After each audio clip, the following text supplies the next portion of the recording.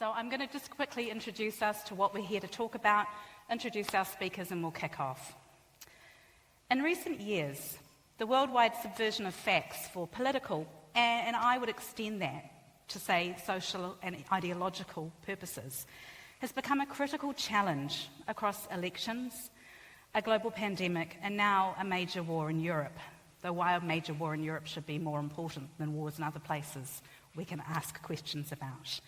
What is the difference between information, disinformation, and misinformation? And how did we get here? Who's responsible? What is at stake? And finally, how might we counter the rising tide?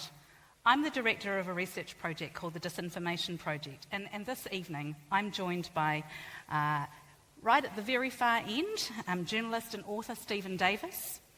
Next to him, military strategist and author David Kilcullen, and right next to me, researcher and author of A Matter of Fact, one of my favourite back pocket books, Jess Berenson-Shaw. So together over the next 60 minutes or so, we're going to explore some of the contexts, frame some of the issues, and posit some solutions to the problem of our time: whose truth and whose lies. Jess, what's at stake? Yeah, it's interesting. I'm reflecting on our positionality here as a group of well-educated, primarily white people. We talk about false information like it's new.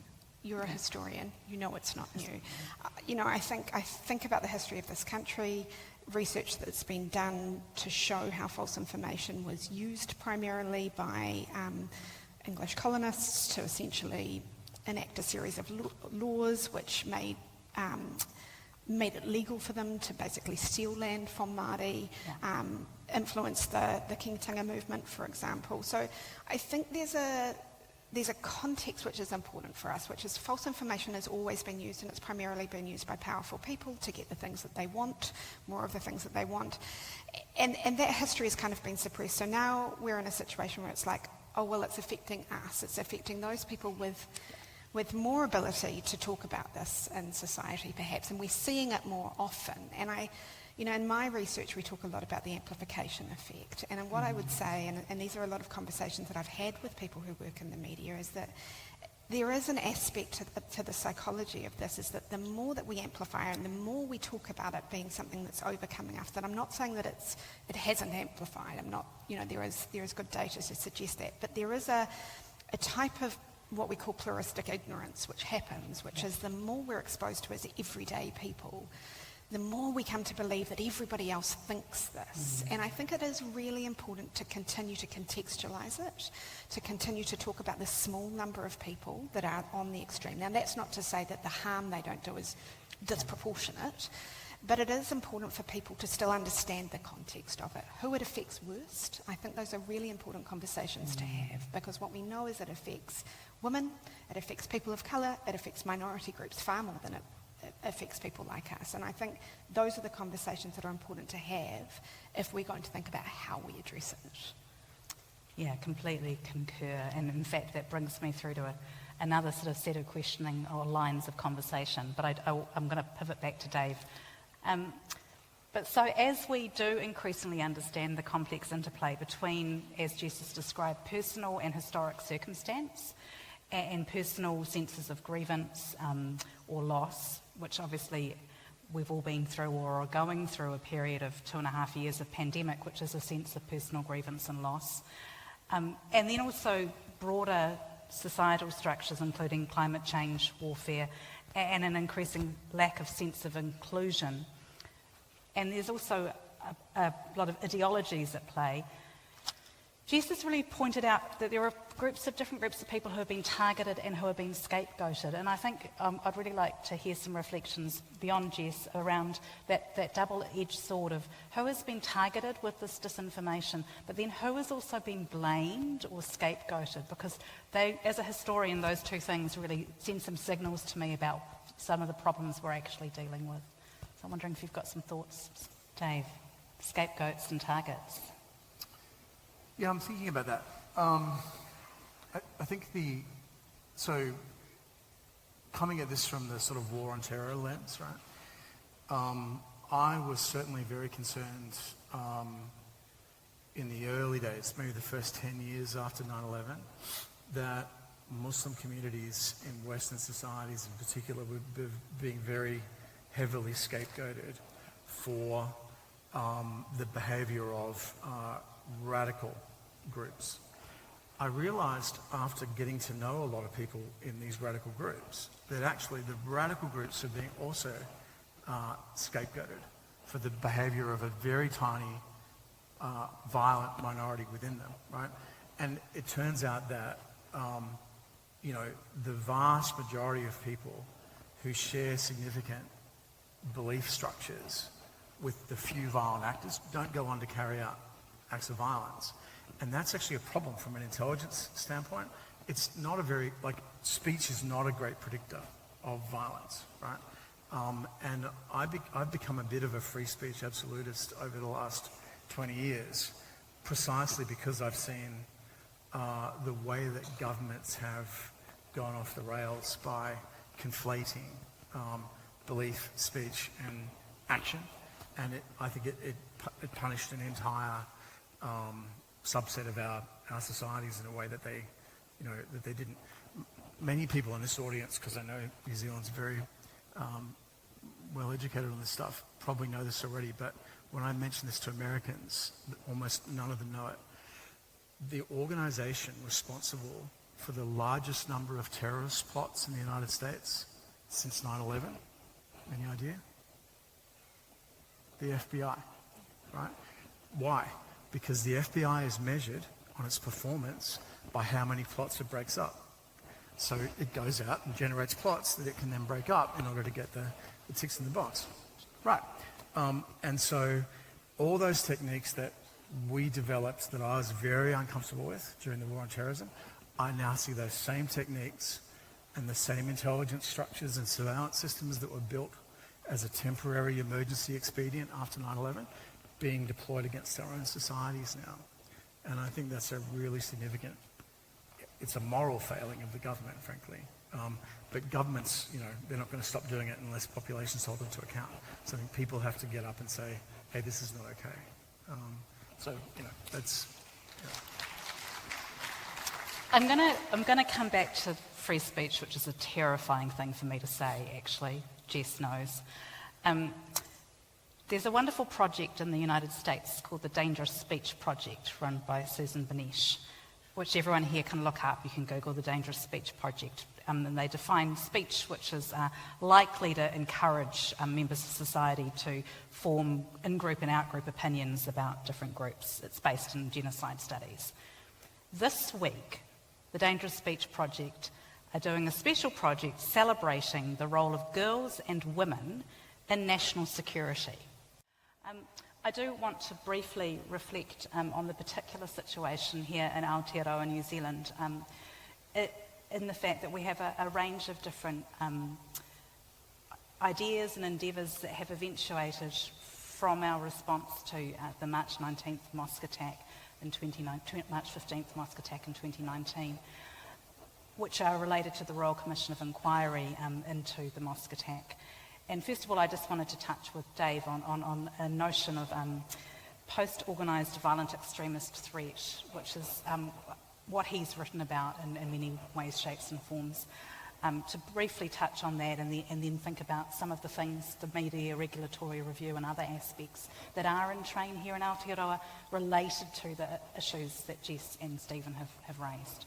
So, yeah, post-organisational violent extremism. So let me put this in terms that are not jargony. I love jargon. Back in the day, as a counter-terrorism intelligence officer, Yeah. you work from an assumption.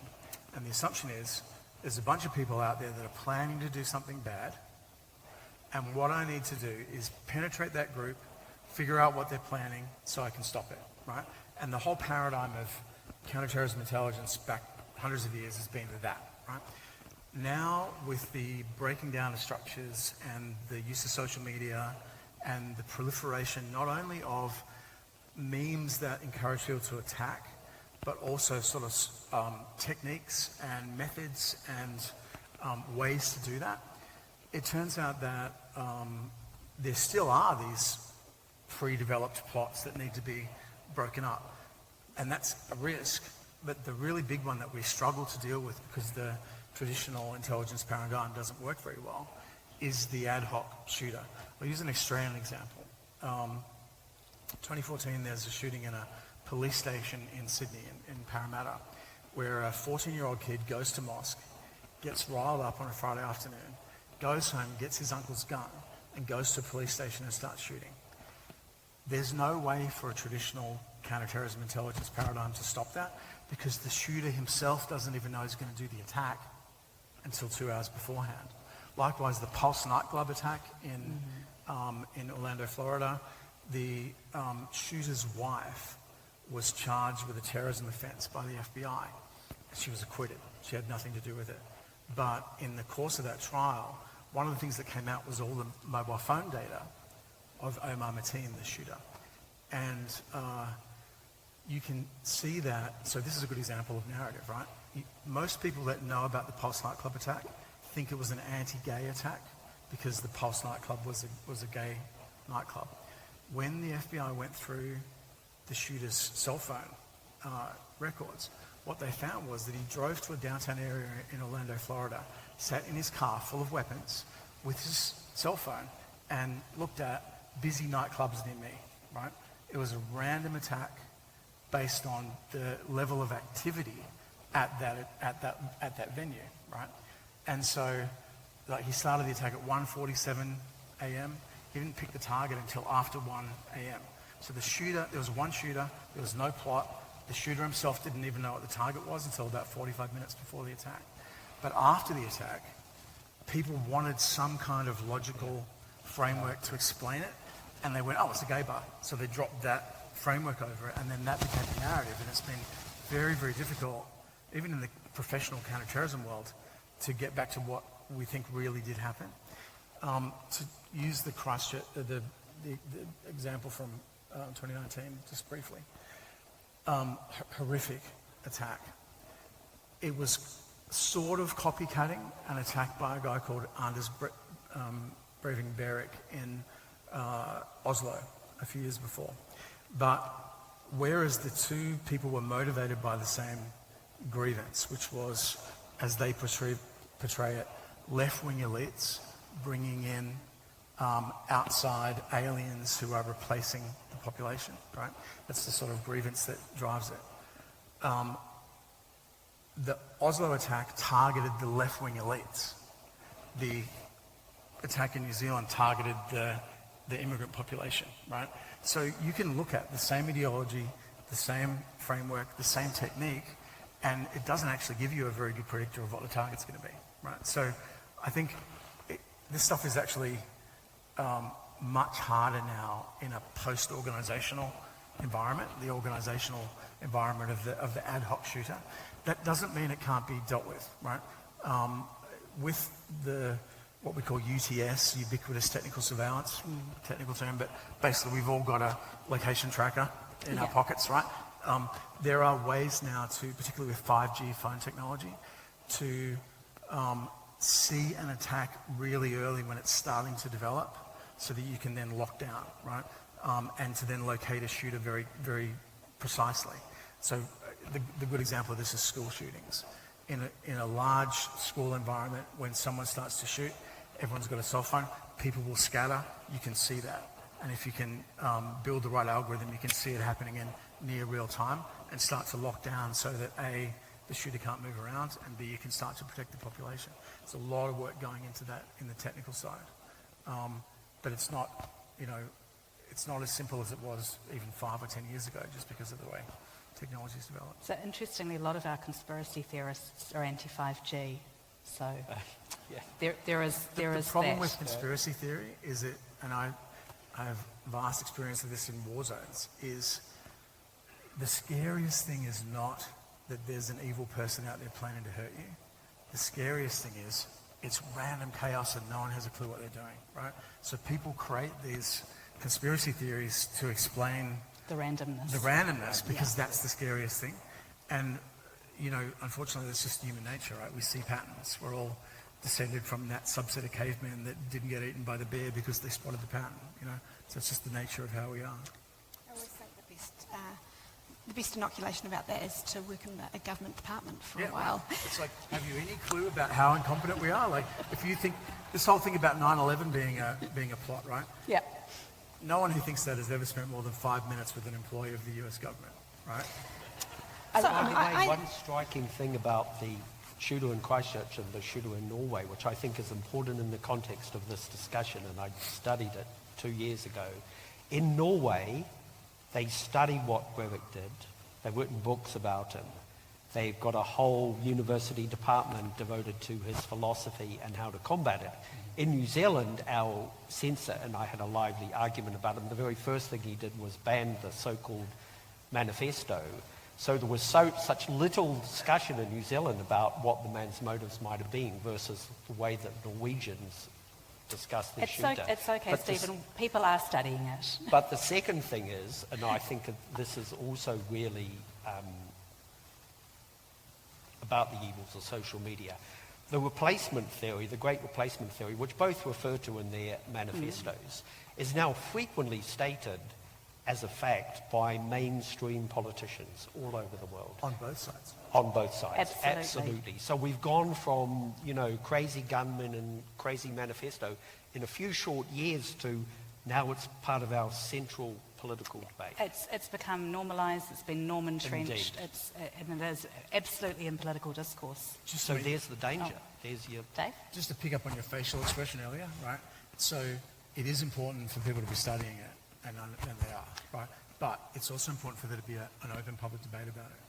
Because when you suppress what the actual motivation is for a lot of the stuff that's happening, people start to think, well, shit, if it's really so stupid, why are they hiding it? Why are they suppressing it? And you get, it gets greater credibility. Like, I've read the Christchurch Shooters Manifesto outside New Zealand, I should say. I wouldn't say it's batshit crazy, but it's pretty close, right? Breivik's manifesto is much more sophisticated politically, but it's still, you read it and you're like, dude, no. And I think if people get to see that, they can recognise that it isn't And look, this is a different conversation because it's a different project that I'm working on, so we won't go down.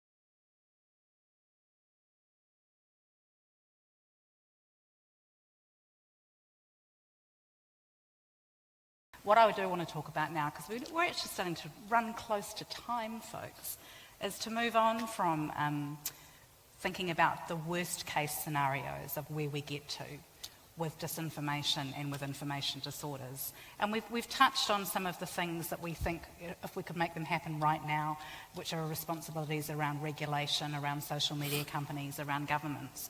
And I do want to reflect now onto Jess's work, which focuses on what talking truth in a post-truth world looks like. And as I said before, Jess's book is one of the things that I refer to nearly every day in my work, along with Scotty Morrison's Māori Made Easy and Linda Tuhiwai Smith's Decolonizing Methodologies. Parts of Decolonizing Methodologies I wrote as a master's student. Some of the middle chapters, the critique of positivism, was something I wrote as a master's student and kind of kept and worked on and thought about, from that time. And I just saved and put things together and reframed them as I moved on. So I think there's some simple messages about decolonizing methodologies that you're probably all aware of. That scientific research is deeply implicated in the forms of colonialism and that it must stop. That academic disciplines have their roots in Orientalism, or what's called Orientalism, of the other, and they need to be decolonised. That research as an institution of power that has been viewed by others as the misuse of power, and that approach must stop. But that also the idea of research for knowledge is something all human societies seek. And that includes us as Indigenous peoples.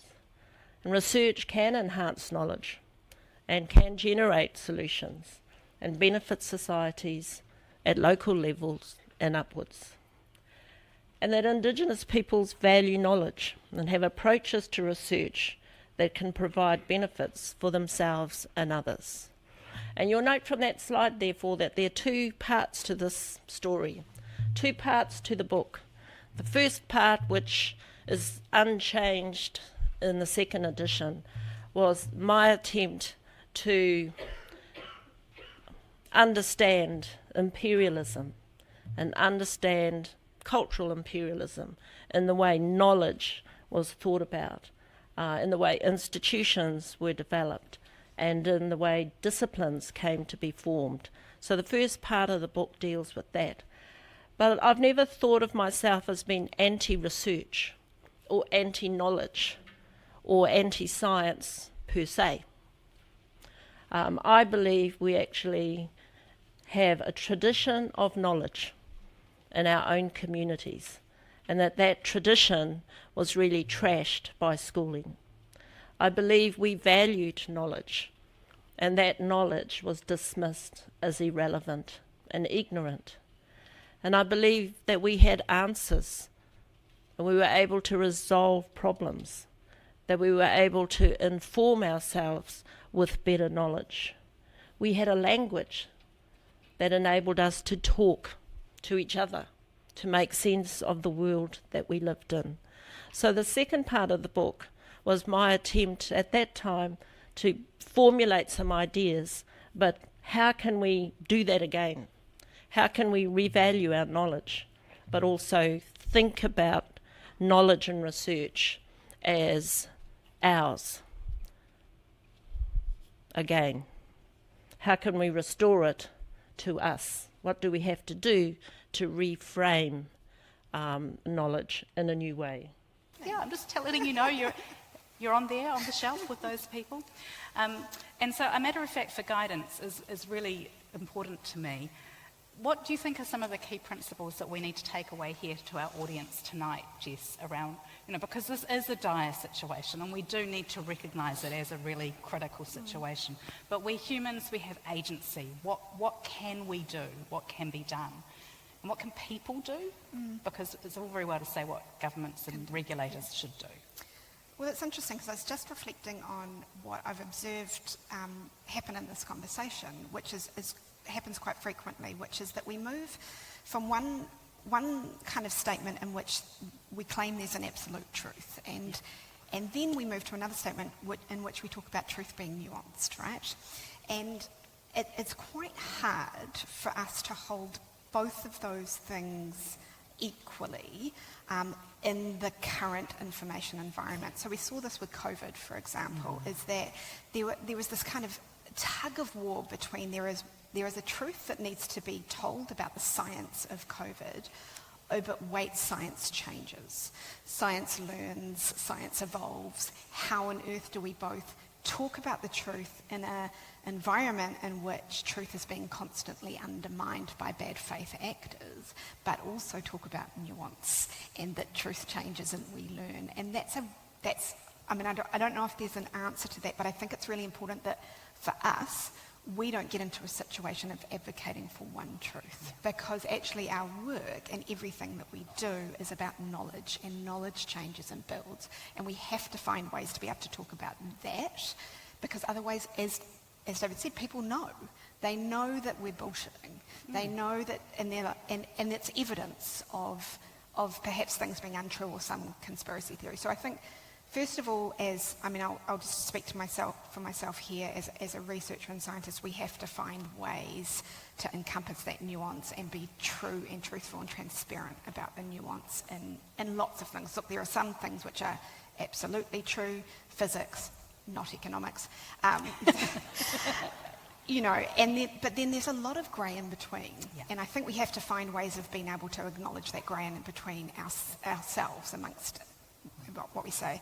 I think just on a kind of day-to-day level, what we see work in the research and thinking more downstream here about those sorts of things, of what can we do right now. You've just talked, Kate, about the laundering effect of some of these very harmful narratives into mainstream discourse. We see our own politicians start to use them. Sometimes they'll dial it back, but often they won't. So the real danger is when these kinds of narratives about, for example, immigration start to just infiltrate everyday speech. What can we do about that? And there's some really great research around inoculation theory, which is where we can essentially pre-bunk people before they're exposed to false information. It makes them aware particularly of the strategies that are being used. There's this funny thing that humans hate, which is being manipulated. So if you name in advance that they are being manipulated by bad faith players, then they become more alert. It's like turning on a little warning sign in their brain. We also know that little microdoses of exposure to misinformation, so not the false information itself, but giving them sort of amusing examples of false information and some of those strategies. So we're seeing some really great work come out of various universities on that. And implementing those sorts of things in schools can really help. I think there's a really big role for media to play in learning about some of the techniques, such as not amplifying false information. And I've definitely seen changes in the way that people in media deal with false information just in the last 3 years. Like Stephen was saying, like the speed of which things travel through social media is enormously fast, and what that also means is that when media amplify a false information story, they are adding to the repetition effect. So the more you're exposed to something, the more you remember it, the harder it is to get rid of that information. So I think there's a lot of education that, and there's a lot of really engaged people in the media who are really interested in doing this stuff and learning differently. I think as researchers, the challenge is always getting that evidence out there and applying it, right? So I think there's good collaboration that can be done between people in media and people in research doing this as well. So it sounds like there's some tips that we can take away.